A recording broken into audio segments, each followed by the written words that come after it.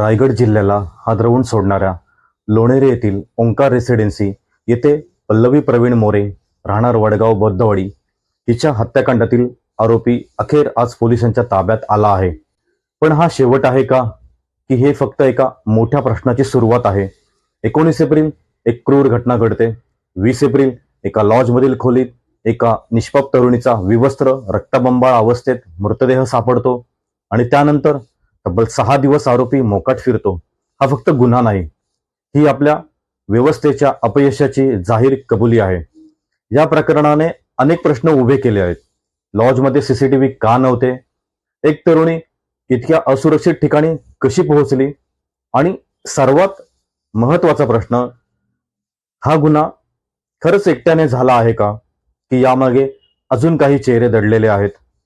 आरोपी अनीस मोहम्मद खान मालदार, वय 38, राहणार तलवडे, तालुका लांजा, जिल्हा रत्नागिरी, याला आज 26 एप्रिलच्या मध्यरात्री नवी मुंबई ठाणे परिसर येथून अटक करण्यात आली. केवळ जनतेच्या रोषामुळे आणि दबावामुळे, नाहीतर कदाचित आजही तो मोकाट बाहेर फिरत असता.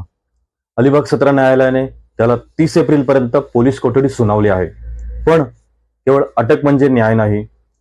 पल्लवी मोरे, वय 22, फक्त एक स्वप्न पाहणारी मुलगी असती नाहीये. तिच्या कुटुंबासाठी हा केवळ गुन्हा नाही, तर आयुष्यभराचा आघात आहे.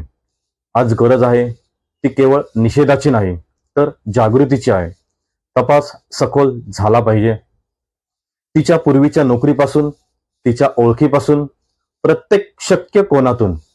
कारण सत्य लपवून ठेवले तर पुढची पल्लवी वाचणार नाही. महिलांच्या सुरक्षेच्या घोषणा आपण खूप ऐकल्या. आता कृतीची वेळ आली आहे. पल्लवीला न्याय हा मिळालाच पाहिजे. आरोपीला कठोरात कठोर शिक्षा झाली पाहिजे आणि व्यवस्थेतील प्रत्येक त्रुटीवर कारवाई झाली पाहिजे. कारण प्रश्न फक्त पल्लवीचा नाही आहे, प्रश्न आहे उद्या कोण? जर तुम्हालाही वाटत असेल की पल्लवीला न्याय मिळालाच पाहिजे, तर हा पॉडकास्ट शेअर करा, आवाज उठवा